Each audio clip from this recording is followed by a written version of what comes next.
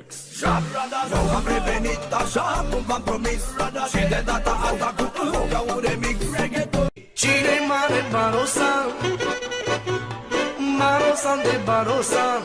Ce faci străine la poarta mea? Dacă de acolo nu mă strică. Aseară te-am sunat, eram prea supărat, s-aud doar vocea ta. Sunt mare, mare cacicar și la feminim adversar. Eu te-am iubit numai pe tine, ți-am dat doar ție dragostea. Ai furat inima din mine. Azi e mare chef, cheful cel mai mare. Vă spun că o să fie cheful cel mai tare. Sunt cu cașca mea, toți sunt lângă mine, și o să ias acum nebunie. Pe hoteluri și femei cheltuiesc toți banii mei. La la la la, la la la la. Eu sunt nașul nașilor, toată lumea știe. Sunt șeful șmecherilor. Da, da, da. Sunt frumos, ce față am de gigolo. Mor femeile de mine, ce mișto, ce mișto.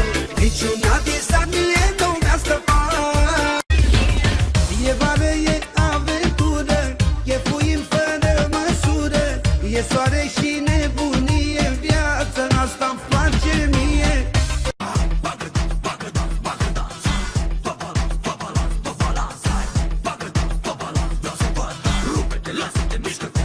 Toți dreanță și întotdeauna vei fi care caută doar bani și fericirea hârtii, doar o dreanță. Tu îmi dai milioane, eu îți dau iubire. Dacă-ți place de mine și mă vrei lângă tine, îmi faci plăcerile și toate poftele nu se... Noi cântăm și iară bem, toată noaptea pe sistem. La valoare noi stăm și bem, că nicio grijă nu avem.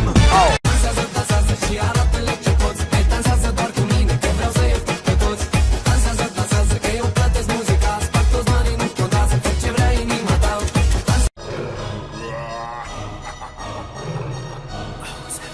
Gatti Lamborghini, pile rang di, मैनू कहंदी है चलावे slowly, ओ पहले गिरते, ओ जदों मोड़